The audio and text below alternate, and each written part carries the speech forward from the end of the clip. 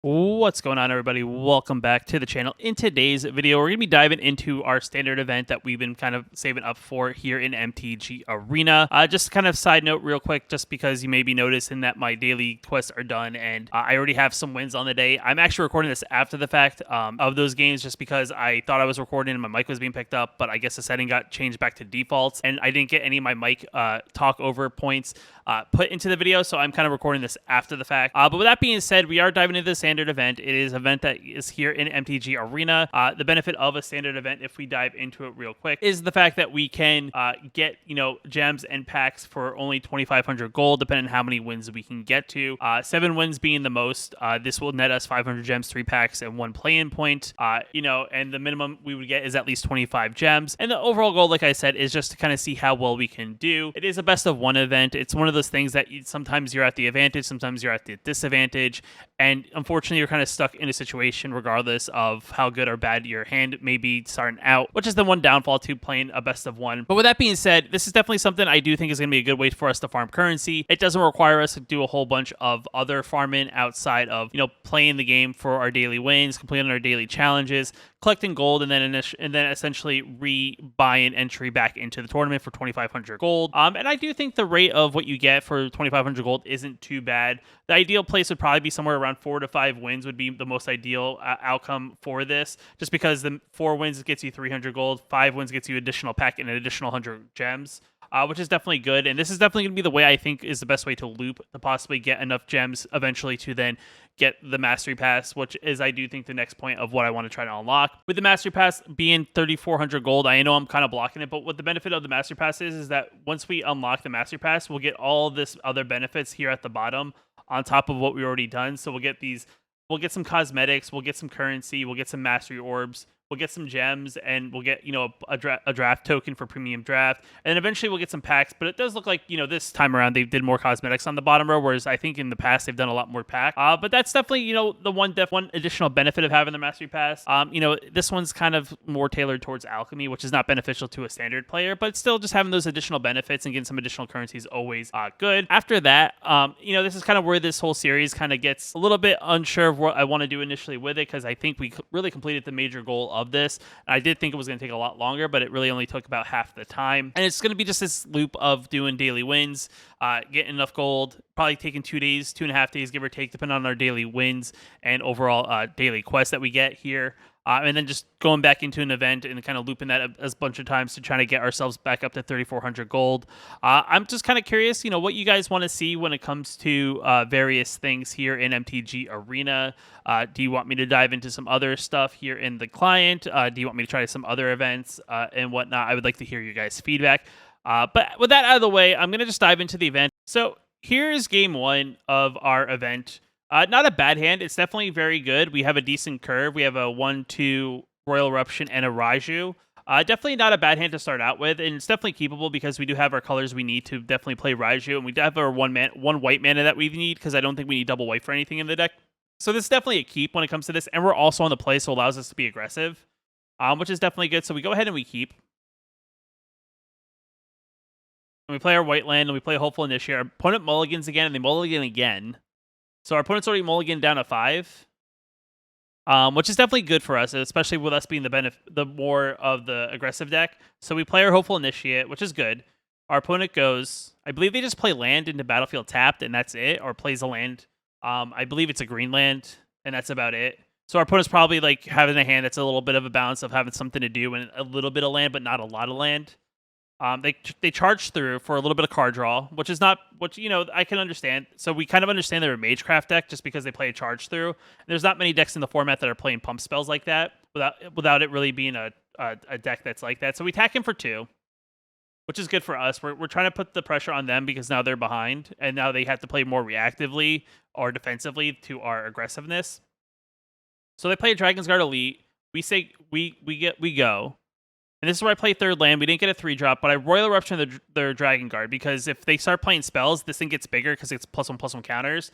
And then I also put a counter on the Luminarch Aspirant, so we get, we spread the wealth wide. Because next turn, if I put a counter on Luminarch or, it'll grow the Initiate. So now they play their Light Scribe. And this is kind of one of those things where I maybe should have thought, they have 1 mana open. They already played a cheap spell. I probably should think about, dropping the Thunder Raiju and kind of think about my attacks before really attacking. I believe I attack them with everything and make them actually chump block. So I played the Raiju. And the way I should have done this is I should have put the +1/+1 on... I should have put the +1/+1 on the Raiju, which I put on the Luminarch. And I then put the +1/+1 counter on the other Raiju. And I probably should hold the Luminarch back, because this allows them to play a cantrip type spell to give their Light Scribe a +1/+1 counter. Yet again, it looks like they had it. They had a +2/+2. If we would have done it differently, right? If we would have done that differently, we would have put the +1/+1 counter on the Raiju. Every other card we had was already had a +1/+1 counter, so we would have had a Raiju to be a 5/5, which would exchange with their Light Scribe here. So that's probably a misplay by me. Not putting the counter on the Raiju, and then not putting the additional counter on the Raiju, and only attacking in with the Raiju, because he still would have done 2 damage. And then if they use their spell, they trade. But here we keep the Light Scribe out, which is actually gonna stall us up a little bit, because they have a 2/2. Now they have Illuminator, which now has double strike, so it actually blocks pretty good here. Because if they get a +1/+1, it then becomes a 2/2, and then depending on what the spell is, they actually make the Illuminator big enough that they can actually block pretty well in this situation. So I put a counter on the Initiate, and I put a counter on the Luminarch. Just because I thought to myself, like, here, if I put a +1/+1 counter on... If I put 2 +1/+1 counters on the Luminarch, it's a 5/5. So they need a spell that gives, like, additional ++, like another one of these giant growth spells. And then our Hopeful Initiate becomes a 4/5. So it definitely attacks in very, very well. And then this puts a lot of pressure on our opponent to hopefully have the right cards in order to actually block this Luminarch Aspirant. So I do go ahead, and I believe I attack him with both, just because they're both going to be big enough, hopefully, to be able to absorb maybe a possible block. Yet again, they got to keep on having these spells. They were down to 5, so they have to draw pretty well. It's definitely one of those things that it could be in my favor, and they don't have anything, and they just have a 2/2 and a 1/1. So they go ahead, they put a Virtuoso here. And that's it. So they still take 4. And then they have a Wild Shape, which then makes their creature bigger. If I'm not mistaken, I think they make it decide that it becomes a 5/5, has double strike, so it eats my Luminarch. Puts them to 2. So we're definitely in a good position, right? Because they have 2 cards, they're at 2. They do have a Light Scribe, they do have a Virtuoso. So we got to be a little bit weary, just because they can kind of explode in one big hit. They just got to chain together a couple spells. They don't really draw anything. Now, this is where I believe I actually don't actually attack. Or maybe I do. I can't remember exactly. I do attack because I'm wider, right? So they have to block the right way, or I'm going to get in through for some points of damage. And everything here is of a sense that, they're too big to actually, be blocked. And they leave the 3/3, which is kind of interesting, right? Because you would think that, okay, they're at 2. They're going to let 3 damage in, and they're blocking a 2/2, they're blocking the 4/5, but they're letting the 3 go through. So it's kind of interesting, because I guess they think to themselves, they're still going to take 3 either way if they let the trample damage go through with either of their creatures. Though I would say you could put the Illuminator in front of the 3/3, you could put the 2/2 in front of the 4/5, but I think here they're setting up, it looks like, maybe that's it. But then they have a Tamiyo Safekeeping, which gives their creature indestructible, which pumps their team, and essentially it trades here, and the 3/3 goes through, but they gain 3 life. They go down to 1, right? And they're definitely looking like, they're getting the upper hand here, as we're kind of throwing what we have. But yet again, this is kind of one of those things that I personally always strive for, is that when I feel like I have the upper hand, I just have to put pressure on my opponent to have the answers. I could have possibly done that a little bit differently, but yet again, they were down to 1 or 2 cards, so it's a possibility that they have land like I do, or it's a possibility they actually have stuff. Because how much can they draw into without drawing into that clump of land? I mean, yet again, it's another deck that plays not probably that many land and plays a lot of spells and cantrips, and it doesn't really need a ton of land to really get going. So they play Tamiyo Safekeeping, which is interesting here, right? So they gain a little bit of life, they discard a land, doesn't grow the Virtuoso. So it looks like they're maybe digging for a little bit of answers. Then they play the Guiding Voice, which makes it seem like that's what they drew. And now their Illuminator is actually getting bigger, right? And now it has a +1/+1 counter.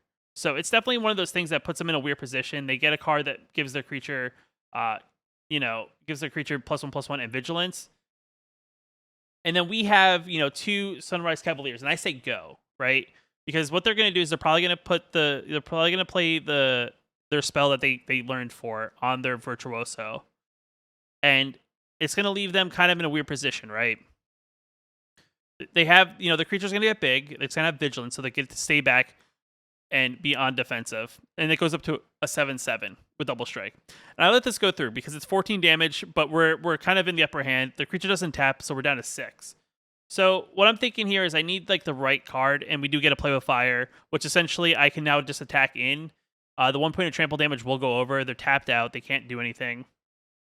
And I think this is probably where they think like either I'm just giving up or maybe I have something. We do the 1 point of damage and we do the Play with Fire for the victory. So definitely a much closer game than I thought it was going to be. And for some reason, every time we play with fire, even at the last point of damage, it doesn't just automatically blow up your opponent. It just goes to the scry. But definitely a close game. It's definitely, I probably made a couple mistakes. I think that initial Raiju kind of thing was probably what probably did me in. If I probably just, attacked him with Raiju, put the counters all on Raiju, and attacked him for 5. Even if they pumped, we would have traded and we still had a board presence, and the game would have been completely different than what it was. Keeping that Illuminator out definitely changed the game and helped them kind of catch back up to us and kind of keep them into the game, even though they were behind the whole time. So game 1's over, much closer than it really had to be. And like I said, a lot of misplays by me. It is the first game. I think this is my second game of the video. I did one just in the play queue because I needed a little additional currency. We get our 250 gold. We get some XP. And we're going on to game number 2. We're 1-0. 1-0 is pretty good. The matchmaker for events kind of work a little bit differently than the matchmaker in like the play or the rank queue, because I believe it's all victory based. And we open our first hand. It's not a bad hand. Yet again, for some reason the deck draws very heavy lands in this. We have 4 lands, but we have some plays. We have 2 2s, we have 2 2-drops, and we have a 3-drop. So it's not a bad hand. We also have a Den of the Bugbear, which allows us to be a little bit more aggressive. And I do think I keep this hand just because we have a creature land. We have 4 lands, so we're getting close to the creature land. So if we draw that 5th land, it's not that bad. And we top deck another Sunrise Cavalier. So it puts us in an okay position. And it looks like our opponent's playing Esper. Definitely a challenging matchup because Esper is definitely not bad because it's like Esper with like a splash of blue and black for some other things. But I'm not sure if this is Esper Control or Esper Humans. It's definitely one of those harder things. But having Sunrise Cavalier is actually really good in this game because it is a dual color permanent. They can't use their 2-mana exile card. So they have to have direct removal for it. And it's definitely one of those things too. If they don't do anything, this is definitely going to put pressure on them because the day-night cycle is going to happen. And they have to deal with these Cavaliers before they get out of hand because these Cavaliers will get +1/+1 counters every time it goes from day to night and night to day. So it's definitely puts in a good position to put the pressure on them if they can't remove the Cavaliers. And it also looks like they missed the land. So we're in the advantage that we're like, taking advantage of this. And, I could have played the Raiju, but in my head, I'm like, well, they could have removal for these monocolor permanents. So might as well start playing these Sunrise Cavaliers and putting that pressure on them. And they go ahead and they blow up our Den of the Bugbear because they're probably like, oh crap, next turn they could win because they activate Den of the Bugbear and swing in.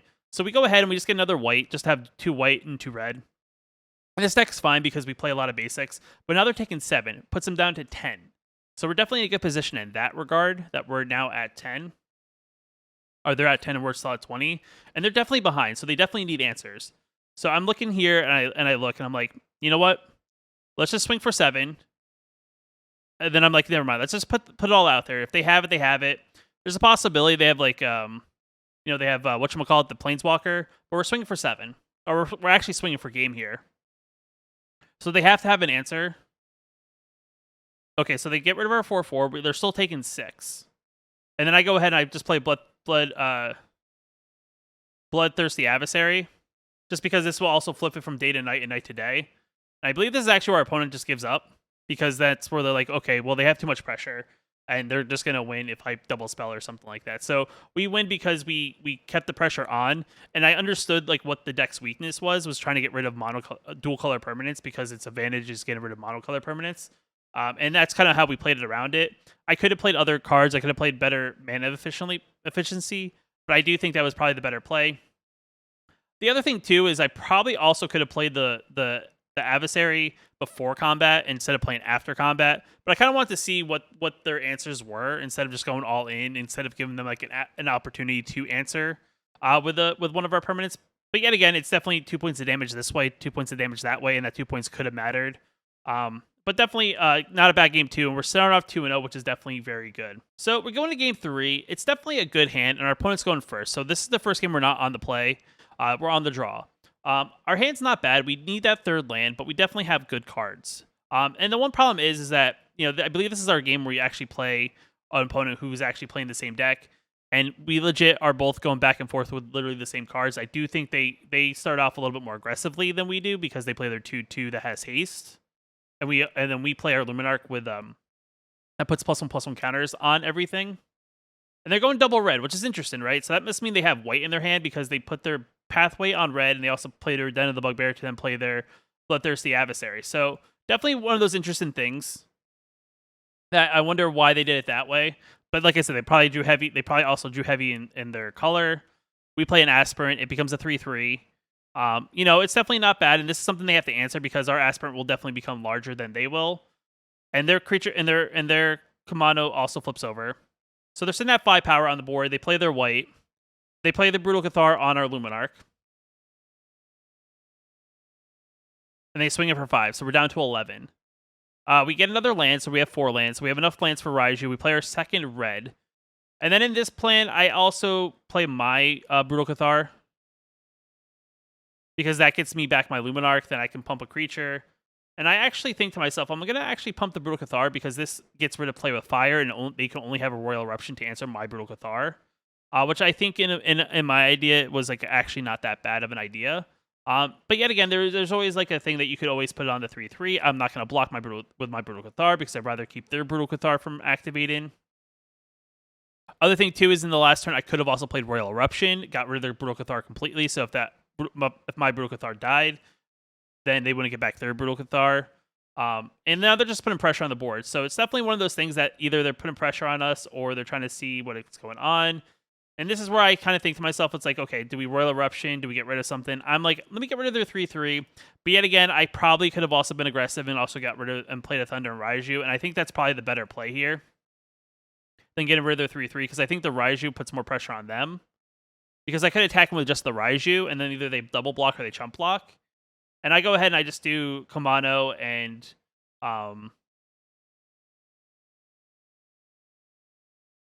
I do Kumano and the Royal Eruption. I put another counter on Brutal Cathar, but I don't attack, because now my Brutal Cathar is completely out of the Royal Eruption range. And this really means that they have to have some sort of other answer. And our opponent actually got lucky here. They had their one-off Valorous stance in the deck, and they were able to destroy our Brutal Cathar, which then gets their Brutal Cathar back.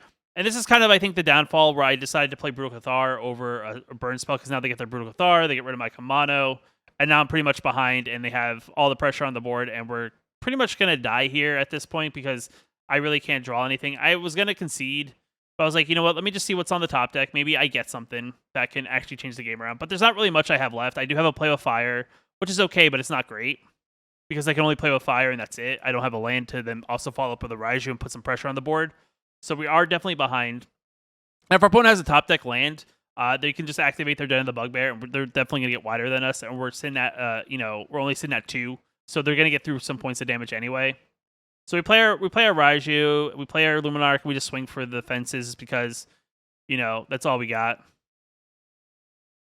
And they pretty much just allow us to, get into points of damage because that's all we have. They're at 8, we're at 2, and then they just swing in for game. So it's definitely a rough matchup. And like I said, that one Royal Eruption instead of Brutal Cathar probably was what changed the game. Because if this Brutal Cathar wasn't alive, we would have one more creature on the board, maybe a different game scenario. So definitely a misplay by me, which then affected the rest of the game. And it's just one of those things that, one little misplay, because these games happen so quick, can just really affect the total outcome. So now we're 2-1 in this overall draft. Or this standard event, I should say. So game number 4, I should say, because now we're 2-1. Open in hand, it's not bad, right? We have 2 land, we have a Hopeful Initiate, a Valorous Stance, Brutal Cathar, Play with Fire, and Thunder Raiju. So this is actually not a bad hand. We're on the play. So all we really need is that one additional land to really make this hand really effective. And we have our 2 colors, which is not bad. So we need a second red, and we also need just a 4th land as well, so we can get to the Raiju. But I do think this is a hand I keep, because it is aggressive, but it's definitely a hand that is good.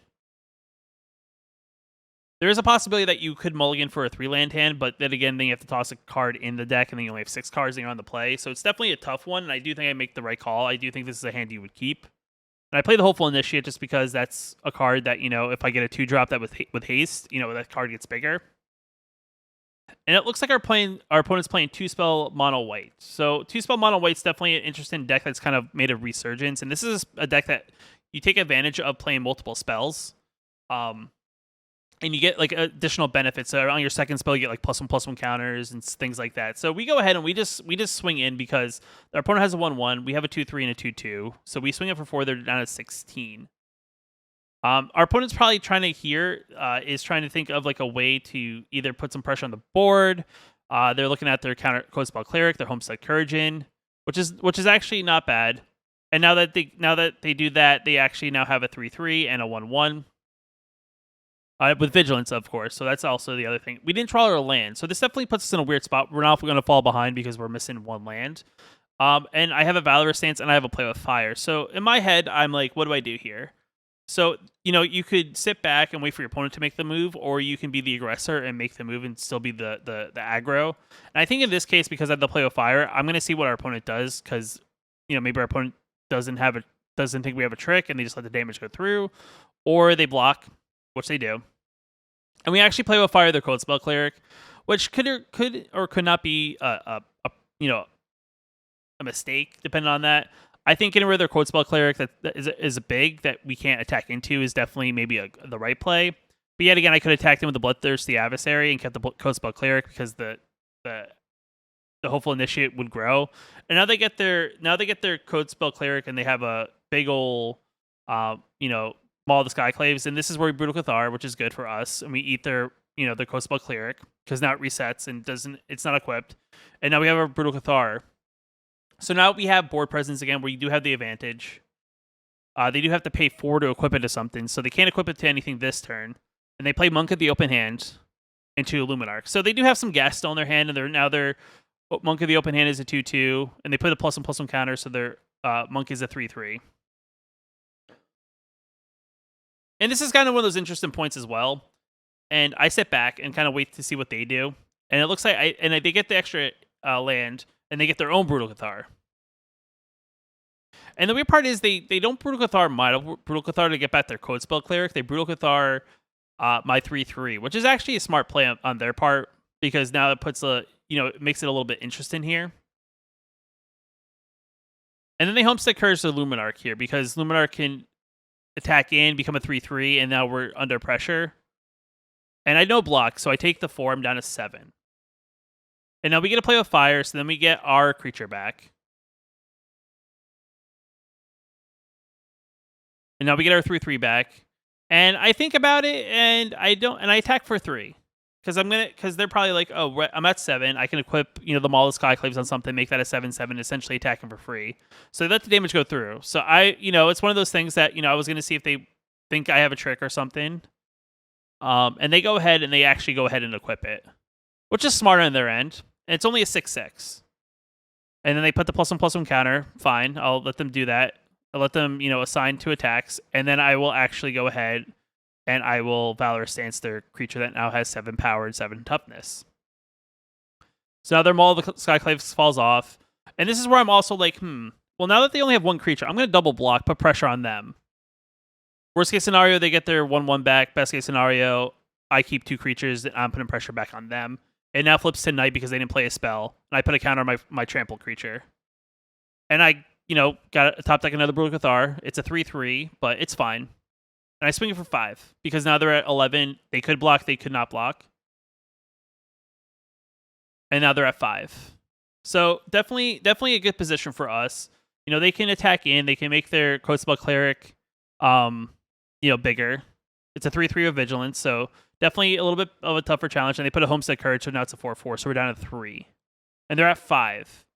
So I top deck a land, and now I can finally play my Raijus. And this is kind of one of those things, right? Because now they're at 5, they have 1 creature, they can only block 1 thing. And regardless of however this works out, they only have enough to block 1.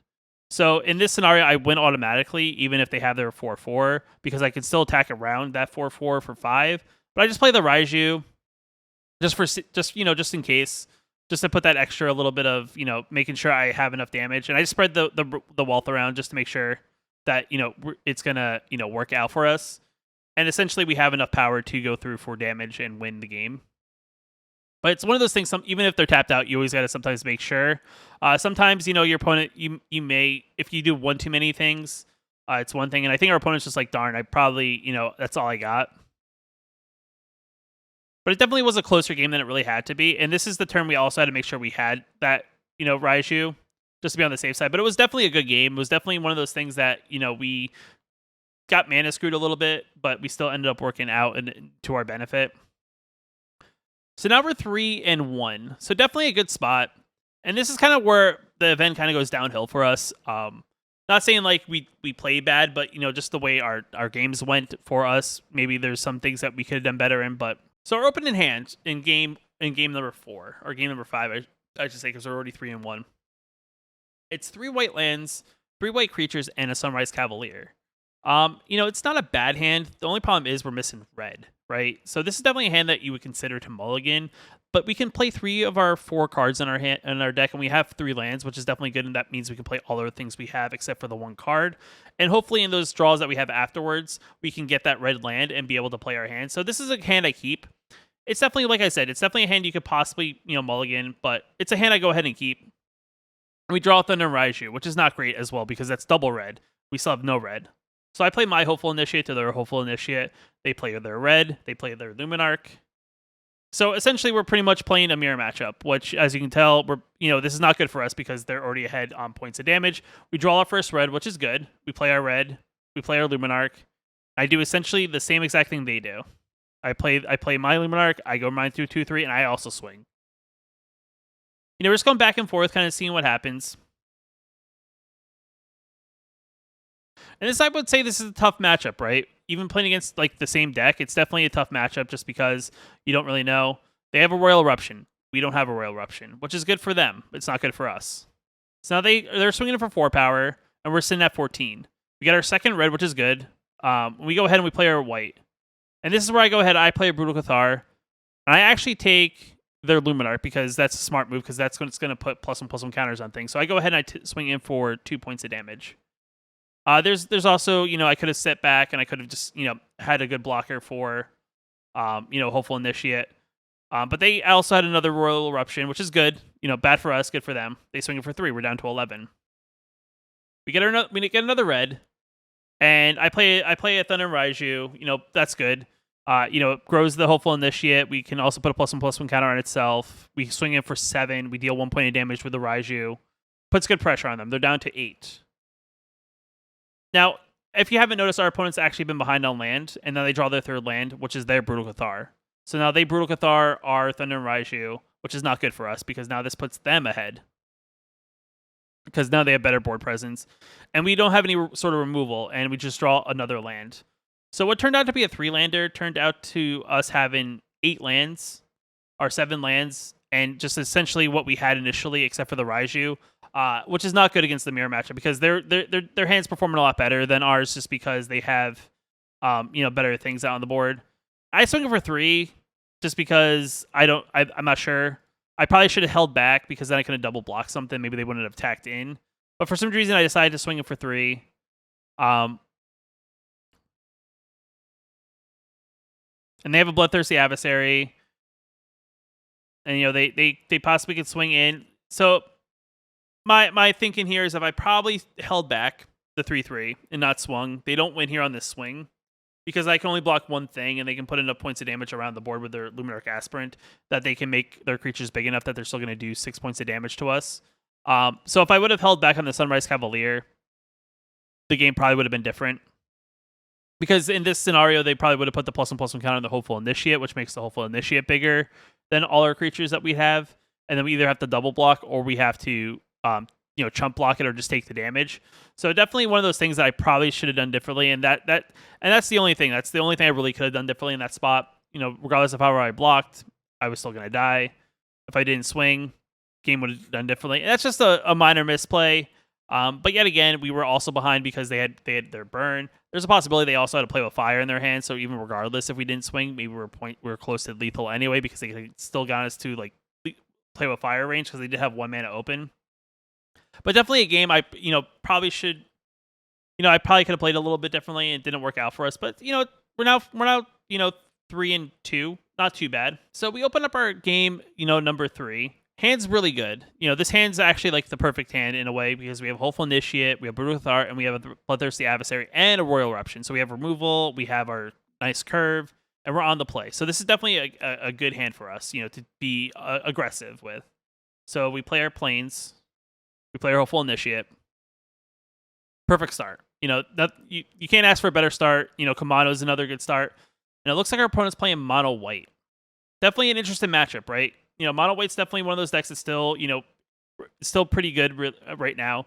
And I'm not sure which mono white it is because, Assure the Fallen's in, I think, both versions just because it's a very good 1-drop 2/1. We swing in because we want to be the aggressor. We're going to swing in for 4 points of damage on turn 2, which is definitely very strong. And our opponent doesn't block. So I'm thinking to myself, maybe they're going to boast. Maybe they're going to make some 1/1 tokens. Maybe that's their plan. 2-drop, they go ahead and they play. They play Thalia. Good card, right? It's definitely very good against us just because it does have first strike, so it doesn't make our aggressive attack with our 2/2 much better. And then on this turn, I draw a Thunder Raiju, so I'm like, okay, I can Brutal Cathar, I can take their Thalia, which wouldn't be a bad play. But if they have a follow-up Brutal Cathar or something like that, they get their Thalia back. So my thinking is that's probably not the best play. We're already taxed as it is, and I don't think I'm throwing this Royal Eruption at their face. So in my thought process, I'm going to Royal Eruption their Thalia because, you see me almost like hesitate, but I'm like, what? Royal Eruption it is. Get rid of their Thalia. We can still swing it for 4, which is not bad. Now they're down to 12. We're looking pretty good. They only have a 2/1, and we still have the pressure, and we still have a Brutal Cathar and a Thunder Raiju.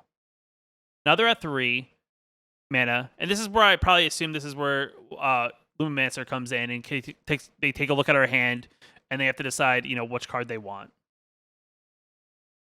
Because that's usually turn 3. It's also, there's a possibility it could have been a Skyclave, but maybe they don't want a Skyclave because they're like, oh, we don't really have anything that I want to touch, with a Skyclave. So they look at our hand and they have to decide whether we're going to drop a Thunder Raiju next turn or we're going to drop a Brutal Cathar next turn. And they sit there for a minute because it's definitely a tough choice, right? Because Brutal Cathar will get rid of something, and Thunder Raiju will be aggressive and be able to get that extra points of damage in. And they're also sitting at 12, so they have to be considerate of their life total. So they get rid of the Thunder Raiju, puts it at 6. We only have 4 lands. We would only have 4 lands anyway, which isn't good. And we drop our 4th land. We put on double red just to make sure in case we get to that mana. And then we play our Brutal Cathar. One good thing about playing Brutal Cathar here is that it starts a day-night cycle, which is good because if it goes to night and our opponent doesn't play anything, it flips over and becomes a 3/3 for a striker.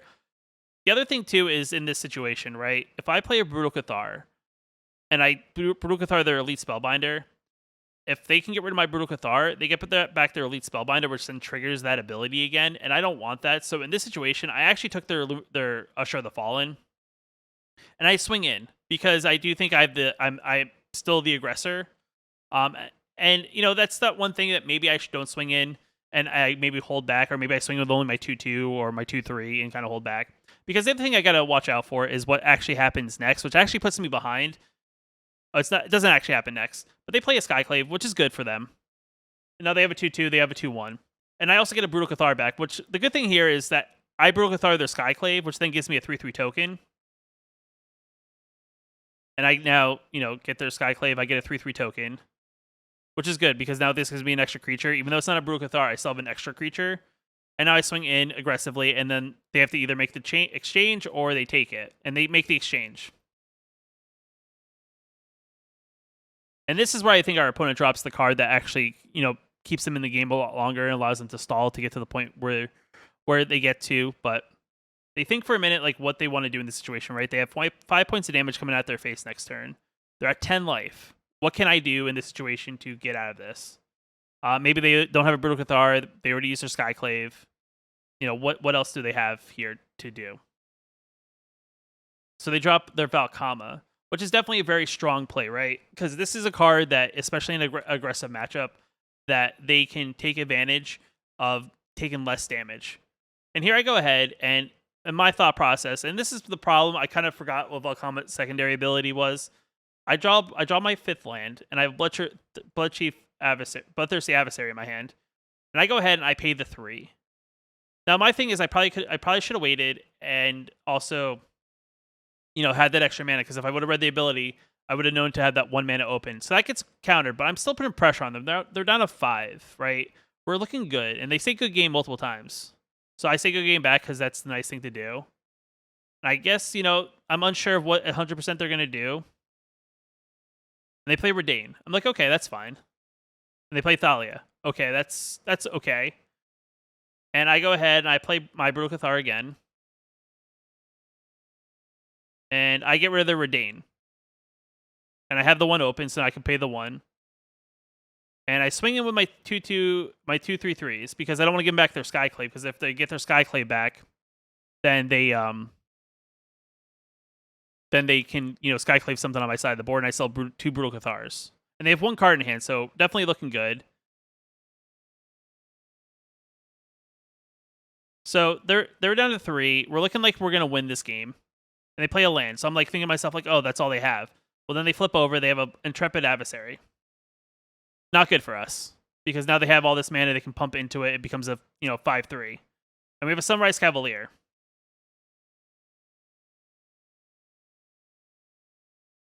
So here's my thing where I think I messed up in this game, is I play the Sunrise Cavalier, and they're at 3. So I'm thinking to myself, like, oh, I got this. Easy, right?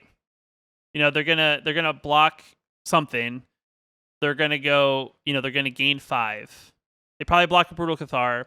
I didn't math right here because, it looks like I have more than enough to kill them because they're only at 3. Sure, I do 1 point of extra damage, so it's 5 less than I would normally would do. So it's 1, 2, 3, 4, 5. But I would think that if they blocked any of my creatures, I would still have enough to do the lethal, because, this is 1, 2, 3, 4, 5, 6, 7, 8, which put me at 0. So that's kind of my thought process. I thought I had it, and they say good game, and I say good game.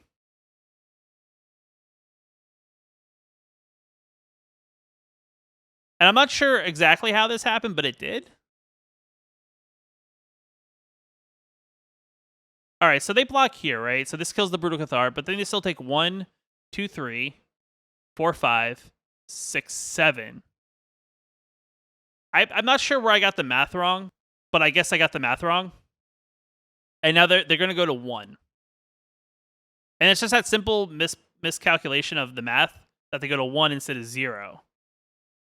And now they get their Skyclave back, which then they Skyclave back to the Sunrise Cavalier. So in my thought process here, that I probably should have done differently, is that I probably didn't have I probably should have mathed a little bit better and had the attack here to actually go ahead and flip my Brutal Cathars over to the nighttime side. Because what this does, well, 1, they can't target them because they'll have to, they'll have to take life in order to target them. 2, they have first strikes, which means they block very well against lifelinkers, which is kind of like what I should do, and they become a little bit bigger, which means if I attack in next turn, they're that much larger. So they Skyclave our the Brutal Cathar, they get back their Redain. We're now sitting, but now we're behind. Even though we're at 18, we're behind because they can swing in now for 5 and then gain 5. We can't do enough damage back. So they swing it for 5, and they swing it for 4 in the air because that's Vigilance. Might as well. I can't block that anyway. And this is kind of where the puzzle, that one move completely changes the game. It flips to night, which is good for us. That means either they have land in hand or they don't really have anything to answer. So I put it on the Sunrise Cavalier, so it makes it a 4/4. We have a Royal Eruption. And unfortunately, Royal Eruption isn't good here in this situation, because now they take 1 point or less damage on whatever I target with it. And the other thing, too, is that now I'm thinking back at this point in the game, if I didn't swing with that Hopeful Initiate, and Hopeful Initiate's still here, and we're able to put an additional +1/+1 counter on it or another creature we have, we could essentially kill their Yakama, their orb that is giving them this extra point of life. And that could have been that thing that would have changed the game completely, because if they didn't have this, they were dead the prior turn. So definitely a very interesting game that, these little moves that, I did and didn't do definitely changed the game. And that's just me, like, reading, like, is it all sources? Is it just my sources? I just wanted to make sure where that was, because I'm sitting there, I'm like looking at that Royal Eruption. I'm like, I can't really do anything with that.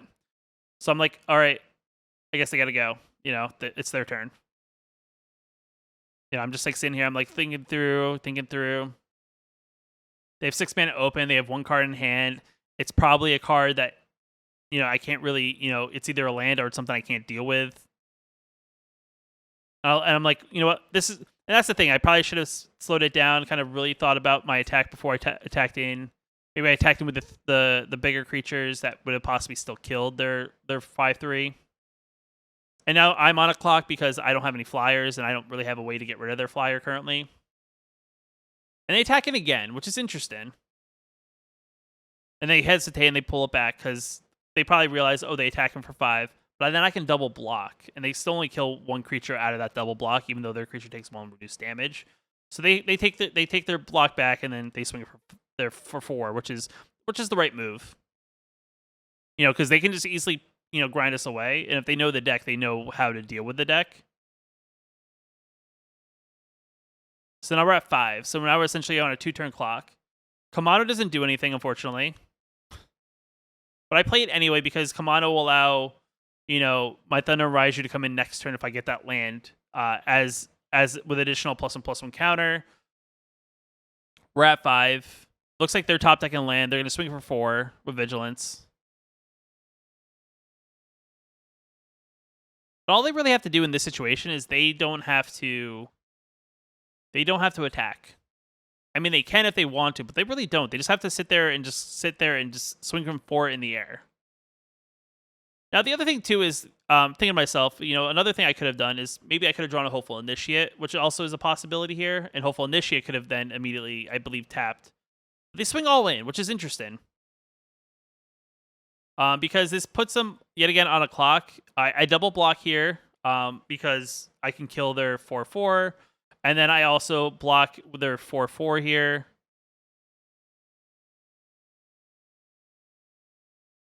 So, interesting thing to note about this, right?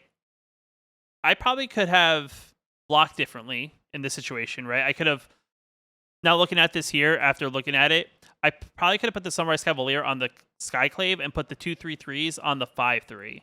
Because one of the 3/3s would have still lived, and then I would have gotten the creature from the Skyclave Apparition. And I think that's probably the misstep I made here. Because their Skyclave goes down to, it still dies. We get the Brutal Cathar, but we don't have enough points of damage. We get the land. And Thunder Raiju, because it's taxed now, and they're at 11, it doesn't really do much, and we can only swing for 6. And I don't have 7 to do the kicker, and they still only take 4. So essentially, we're dead because we can't do anything. I don't have enough, and Royal Eruption doesn't do enough in the air to actually kill their creature. And they go to 10 because they only take 1 from the Raiju, and then they take,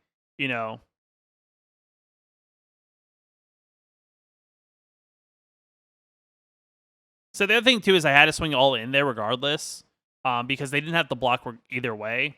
If I don't swing in with the Bloodthirsty Adversary, they're only going to take 6, and they go down to 4. If I swing in this, they go down to 9 if they take all of it, and they're down to 1. So I really didn't have a good swing regardless. So that's definitely one of those things. It's definitely one of those things that if I would have done something differently, that game could have been completely differently. And I think it really comes down to that turn that I decided to swing with my Hopeful Initiate when I probably shouldn't have and held it back. Because if I had the Hopeful Initiate out, this game would have been a lot differently, because then I could have targeted this artifact and got off the board a lot earlier, which is essentially what kept them in the game, because it made my Royal Eruption null and void to get rid of their flyer. So definitely a game that, looking back on it, I definitely see my things. I should really, instead of just being just throw, I should really, consider my moves a little bit better in this one.